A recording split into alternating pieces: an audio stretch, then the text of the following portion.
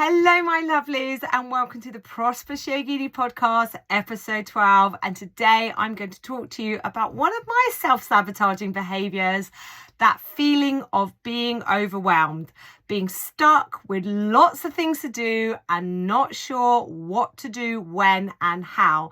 And instead of taking any action, you just feel like you're spinning around in circles, not knowing which way to go next.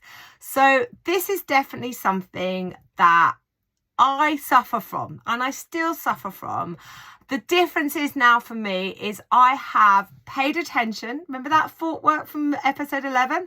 I paid attention to when those feelings of overwhelm come up, what's created them, how I'm responding to them. And I've also got a strategy to step back from that feeling of being stuck. Because this is one of the hard things, and I say this with so much love, both to myself and to you guys. If you find yourself being overwhelmed in your business, and I am talking about your yoga business or your wellness business, but this may also have some use in other areas of our lives. Like, your yoga practice doesn't just stay on your mat. When you start to work on you and your business, it doesn't just stay in your business. It has a ripple effect across the whole of your life. So that's why you should join my Prosperous Yogini mentorship program, because it won't only transform your business, but it will just transform your life. Anyway, sticking to the topic of overwhelm, I am the only person in my business creating my schedule. I am the one planning what to do when. I am the one writing my to-do list. So when I feel overwhelmed with too many things to do, with things on my to-do list that I don't know how to do, I have to step back and think, the only person that's created this situation is me. And then when I'm feeling overwhelmed, then what am I going to do about it? Because staying in the place of overwhelm is nothing but a sympathetic nervous system response, which isn't a good place to be. We don't want to be in that place all the time. Like, if you remember back from episode 11, I started to talk to you about this nervous system. Sometimes we do want a sympathetic nervous system response. We do want some energy, some action, some excitement, but that feeling of overwhelmed, it's a stress response, and that isn't a good one. Okay, it's not a eustress, it's a de-stress. So we don't want to be stuck in the feeling of overwhelm for too long. Okay, so let me give you some non-business examples from my recent summer holiday activities. So a few weeks ago, we went on holiday for 2 weeks. And when we came back from holiday, we had a lot of washing. Now, my lovely husband is really, really, really good at working his way through the washing. He just remembers what time he put it in the washing machine, how long that load was. Then he transfers it to the tumble dryer or puts it on the line, and he just plows through the washing. I'm sorry if I'm sharing over personal stuff about my husband and his washing abilities, but he's brilliant.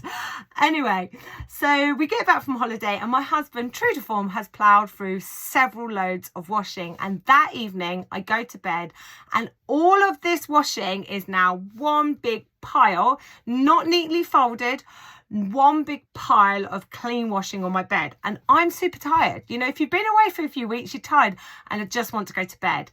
And I have an sympathetic nervous system response, a stress response, which is overwhelm habit. I look at it all and I think, oh my God, that's so much washing. Okay, I'm never going to put that away. I'm so tired. I can't deal with this now. Oh, I'm so stressed. There's all this washing on my bed. Okay, and I chuck the washing on the floor because I think, right, I'm not going to deal with it now. I'm going to go to bed. But the washing is still on my bedroom floor. So although I have momentarily toned down the sympathetic nervous system response, I've decided not to deal with it. I kind of like pushed it away, now ignoring it because it's still a problem. It's still something that, the washing needs to be put away. That in the morning when I wake up, that problem's still going to be there. So go to bed, wake up the next day, and my washing is now all on my floor in a worse crumpled state than it was when I went to bed. So I pick it up and I put it on my bed, and now that stress response, that feeling of overwhelm has kicked back in again. And again, I'm having those same thoughts. Oh, that's so much washing. I can't put that washing away. When am I going to put that washing away? Look at the state all this clean washing's got in. It's all crumpled, okay? If you stop and pause for a minute and think about, first of all the time and energy I have so far wasted on this washing, which I've so far not resolved the situation, not taken action on starting to process this washing and put it away. All I've done is moved it onto the floor and moved it back onto my bed and spent a period of time thinking about it in a low vibrational negative mindset and getting stressed, having a negative stress response in my sympathetic nervous system. And none of this is solving my problem. And I wonder whether you could think of other things in your life, maybe something in your business, where the same thing is happening. You are just thinking about it negatively. You're just ignoring it or pushing it to the side, but it doesn't go away. So it still stays there. And instead of stopping and thinking about it, you're stuck in this negative mindset of, oh my God, this is bad.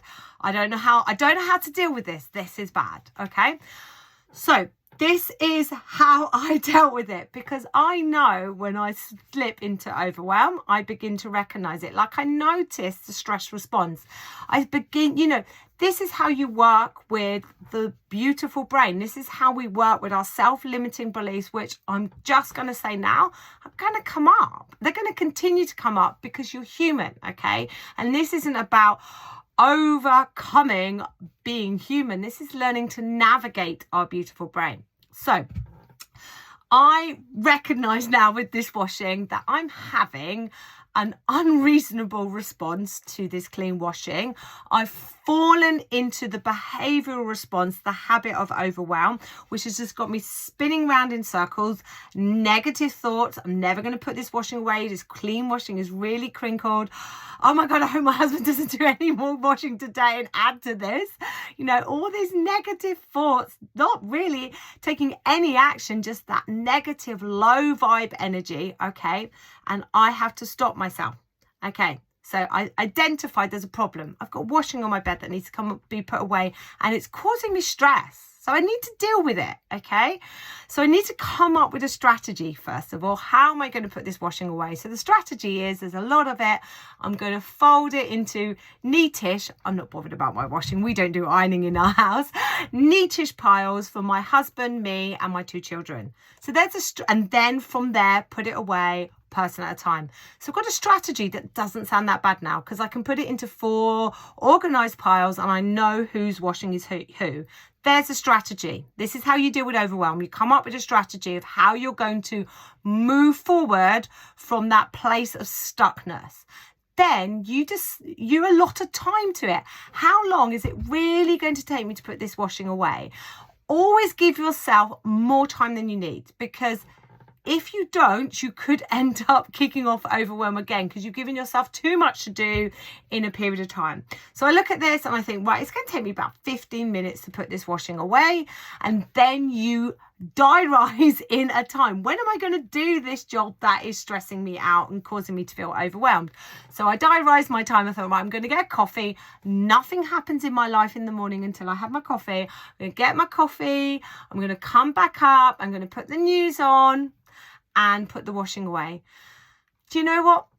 I put the washing away in 10 minutes. It was quite nice to sip my coffee in the morning, catch up with the daily news, which was of course depressing, but it wasn't as bad as I thought. And I put the washing away and overwhelm passed. And just listen to what I just said. It wasn't as bad as I thought. Virtually, if not every time I'm stuck in a place of overwhelm, I'm not sure what to do. The task in front of me, or the tasks, the to-do list is overwhelming. I don't think I can do it. When I use my de-overwhelm strategy, which is come up with a strategy, what are the steps I need to take in order to achieve this task? How long is it going to take me? Be generous with that time, and then diarise in some time when this is going to happen. And it's non-negotiable that in taking action at this time, I'm not going to be distracted by YouTube, Facebook, emails, sending Facebook message gifts to my friends. in this time, I am doing this job, not going surfing. In this time, I'm doing this job, and I get it done. And always at the end, I'm like, oh, I don't even know what I was worried about. And this is why overwhelm can be so energy draining, because it is a negative, low vibe energy that gets you stuck in this spiral of spinning around, wasting energy on a task. So I was wasting energy on a task that wasn't getting me anywhere, worrying about my washing, stressing about the fact I hadn't put it away, stressing about the fact that it was getting crumpled, annoyed that I'd put it on the floor and then back onto the bed. All of this was just time wasting, okay? And the minute I paid attention to my thoughts, okay, notice, stuck in overwhelm here. Notice I was stuck in overwhelm. Then what's the strategy? I'm going to make those piles and then I'm going to put it away. Okay, how long is it going to take? 15 minutes. It actually took me 10. When am I going to do it? After I've got my coffee. Actually, I'm also going to make it a little bit nicer. I'm just going to put the news on in the background, or maybe you can listen to an audiobook, because sometimes we're procrastinating and we're feeling overwhelmed because we're procrastinating on jobs we don't want to do. There'll be a multitude of reasons why we don't want to do them. Perhaps we just don't enjoy it, okay? And there are just some things in your business that you do have to do to run your business, to be that solo entrepreneur, that probably aren't your favorite things to do, but there's just a fact that there's going to be some what I call back office admin tasks that if you're starting out, if you're a solo entrepreneur, that you're doing. Like, we are all virtually the hat wearer of our business. We are the person responding to emails. We're the person designing our website. We're the person on our social media. I know it's great if you can pay for people to help you. It's great if you've got, enough money coming into your business to pay for a VA to support you. But not all of us are there. And particularly when you start out, you are the only person running your business. So you are the person, if you've overscheduled or overplanned what to do, you will be creating overwhelm. Okay, so let me give you another example. It's still slightly holiday related to overwhelm and the power of strategy to avoid overwhelm. So I've just got back from camping with the kids. Now, honesty here. I don't really like camping. I find camping really, really hard work. And I certainly don't really like camping in a tent. And I often don't sleep great, if not at all. But a bit of news flash here. This is nothing to do with the podcast, but I'm so proud of this. I just want to tell everyone, I slept in a tent. I slept all the way through in the tent. So I'm really, really proud of myself. Okay, getting back to camping in a tent with kids. Okay, if you haven't been camping, then I'm sorry if this puts you off. But if you've been camping, you'll know exactly what I mean. Camping needs strategy. Okay, you 100% need systems. What goes where, or you lose stuff. How, even just a simple act of making hot water isn't easy. You've got to have a strategy. Where's that hot water being made? How's it being made? What's it's being cooked on? Where are your mugs stored?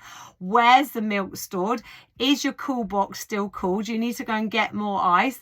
Where's the coffee stored? And you've got to take it out and put it back in the same place that it came from, or it becomes a mess and you don't know where anything is.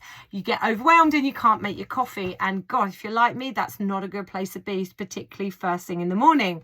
So you've got to have your systems. You've got to have your strategy down. Even just putting up the tent, there's a system to putting up the tent. And if you don't put it up in that system, like tent putting up can be really, really stressful, particularly if it's windy. So you can have all the best systems and strategies in the world, but you go camping with kids and they're this added distraction in the background. They don't fully understand that things take or can take a little bit longer when you're camping, that you can't immediately make a tuna mayo roll, a ham mayo roll, super noodles and squash for all their individual requests. It just takes time. It just takes time. So their kids, when you're going camping, are the external event. they are like your clients. Okay. Now, one place that I used to get heavily overwhelmed in my business, bringing it back to a business topic here, was my emails. I just used to find that I just felt like I was always on my emails, that I was always checking my emails, and I was always like, oh, I've got to answer that emails. And I also felt that I had, messages coming in from WhatsApp, messages coming in on text, people leaving me voicemail messages, people sending me emails, people leaving me Facebook message, people sending me a DM on Instagram. I'm like, whoa, I am completely overwhelmed by trying to keep up with all of the ways that people can contact me about my services, about my yoga business. And I'm feeling completely overwhelmed by feeling that I need to respond immediately. So let's deal with that latter point. That feeling I need to respond immediately, I created that. Not the people contacting me, I created that. That overwhelm was created by me. A few years ago, I read Tim Ferriss's 4-Hour Working Week, and there's a lot of good advice in this. And he is like religiously strict on when he checks his emails. And after reading that, I got much stricter with myself about when I sit down and I check my emails. And what I tend to do is have like a blitz. So I'm like, right, I'm going to check my emails. I've allotted a time. I'm going to go through, respond to the emails that need an emergency response, flag emails that maybe I know I need to come back to, set aside time to come back to that at a later date.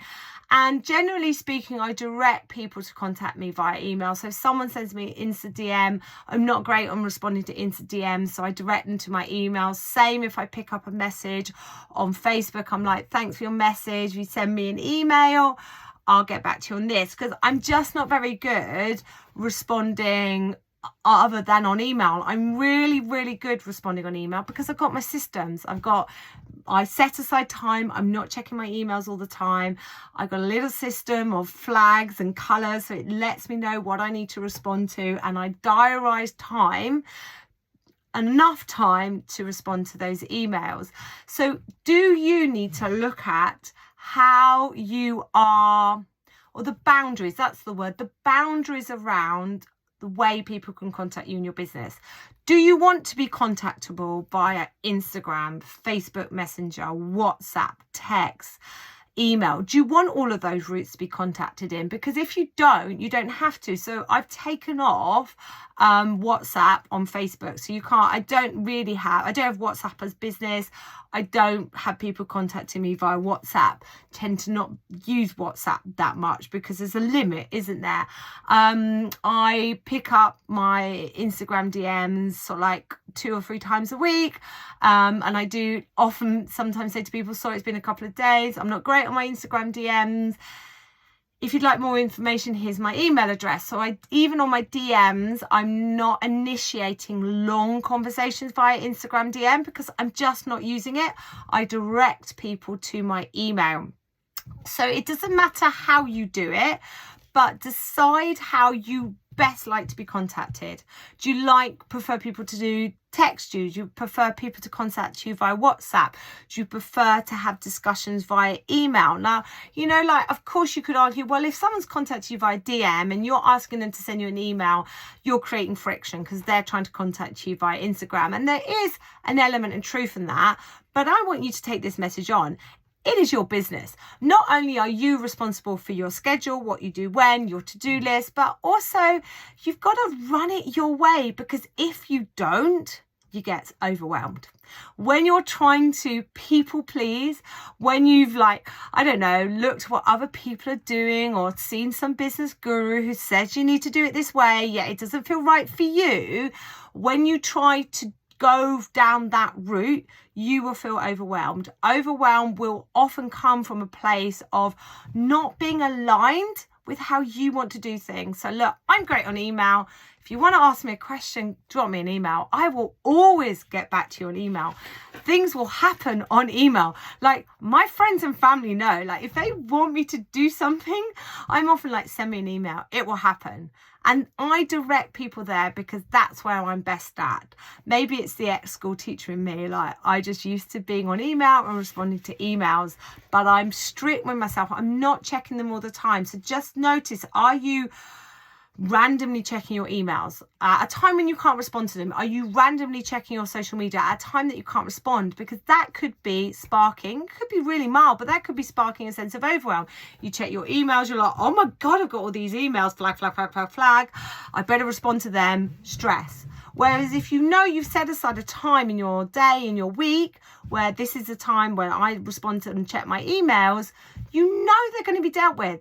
You're going to respond, okay? And if you want, one thing you can do on your emails, you can even set it up on Facebook and Instagram, have an automated response that says, I will endeavour to get back to you in the next 48 hours. I will endeavour, it's just me and my business. I've got 2 young children. I'll get back to you in 72 hours. Train, set boundaries to the people that are coming into your business and contacting you. So your clients and your prospective clients know how to interact and treat you. That will help them massively and help you not to get overwhelmed. Okay, so here is my step-by-step approach to break the cycle of overwhelm. In your business, this is in your business, okay? And it is, if it doesn't matter if you're not listening this in September, but it is the 1st of September 2022, and it's that little bit of back to school, although my children aren't back to school yet, so I haven't got that feeling yet. But if you're feeling a bit start of a new term, back to school, this is a great thing to do, okay? Write a list of all the tasks that are making you feel overwhelmed. What is it? In the next, and if you want to, you can do it as a 90-day planning. I will talk to you about planning in your business in more detail. One way that people suggest you can plan in your business is do a 90-day schedule, so you work in quarters. I kind of work like that. It doesn't fully work for me, that, because of the school holidays. So it's like, let's take a big black pen through August, but what is it? Let's just write down those tasks in your business that are making you feel overwhelmed. So you've got a list of them, and I don't care how big this list is, because at least when they're written down, you can see it, rather than it being, oh, I've got to do this, and I've got to do this, and I've got to do this, and oh, I mustn't forget to do this, okay? Write these things down. Okay, this is step 1. That also then gets you to see those tasks. I mean, how many of them are essential? I want to say, how many of them are money making? Like, are you going out there telling people about your yoga classes, telling people about your offers and how they can book on? Because that should be top of your list, my darling. That should be top of your list. Okay, so you've got your tasks. You've looked down at, are any of them essential? Can you just get rid of some of them? That happens to me a lot. I'm like, look, I don't really need to do that. Take that off, Amy. You're being perfectionist there, or you're procrastinating, or you're deflecting. You're getting sidetracked by something else, when actually what it really is you need to do is this. So if you can get rid of any of those tasks, if they're non-essential, get rid of them. Then put them in an order of priority, what needs to happen and when. And like what's that saying sometimes, which is a glass ball and which is a plastic ball. This is a nice way of helping you to manage overwhelm. So glass balls are the ones you can't drop. Plastic balls are the ones you can drop and come back to, okay? So think of your tasks as glass balls and plastic balls. Then how long is each task going to take you? Set aside some time. Then get your diary out and plan when you're going to do them. And then just take action. Make it non-negotiable. What I would say with some of them is just ask yourself, do I need help? Okay. And when we think of help, we think of, well, I'm going to have to pay someone to do this for me. And that may well be the case. And it can be very, very powerful. Like, let's take it. I can't remember what episode it was now, but I was talking about building a website. And gosh, wow, website building, cue overwhelm. If you're not a trained web designer, this is a massive task. Of course, you're going to feel overwhelmed at the thought of creating your website. Break it down into those steps. What you're going to, map it out, page at a time, okay, and then take action. Then press publish. Don't Don't wait for it to be perfect. That will never happen. You can tweak it as you go along. Better still, if you've got zero skills in web design and it's just completely out of your zone of comfort, you just can't do it. I want to say zone of incompetence. I've just been reading Gay Hendricks, The Big Leap. Great book, really recommend it. He talks about our zones. You've got zones of genius, zones of competence, zones of excellence, zones of incompetence, where the task is just so hard, takes hours, and the outcome is poor. You know, if that's the case, then it could be very, very powerful for you to invest in someone helping you build your website. And it doesn't have to be a massive investment. Have you got any friends or family members? Who do you have? What do you have in front of you who could help you? So if you need some help, don't assume it's got to be help you've got to pay for. Also, paying for help can be a very worthy investment. And it doesn't even have to be expensive. You could go on something like Fiverr.com and see if you can find a web designer there, or just ask around. Ask your friends who've got businesses with websites and who designed theirs. Be fascinating sometimes to find a brilliant web designer that isn't going to cost you huge sums of money, takes that job away from you, take it off your list, overwhelm disappears. So you've written your list of tasks, you've decided what is essential, what can you get rid of, then what's a glass ball, what's a plastic ball, what needs to happen, what's the priority, what do you need to do first, what can you drop for a later date, they're your plastic balls. How long will each task take you? Assign a time, but be generous with your time, because one thing that creates overwhelm is over planning, putting too much to do in your to-do list, okay? Give yourself plenty of time to achieve these tasks, okay? And then diarise when they're going to happen. And even just that will make you feel better. And then if there's any tasks on those lists that you just think, God, this is going to take me hours. I've got so much to learn to do this. Ask around, find someone who can help you, pay for someone to help you if you can't find someone within your network of friends and family who would do it for free, if not for cheap. Take action and commit to doing it. I'm going to go back to my pile of washing. The minute I took action and put it away, I felt so much better. And that thought was, why did I even get stressed with it? And I've just put money on those things that are in your business right now that are making you feel overwhelmed, that because of that you're stuck, you're not taking action and nothing's moving forward, or you feel like nothing's moving forward.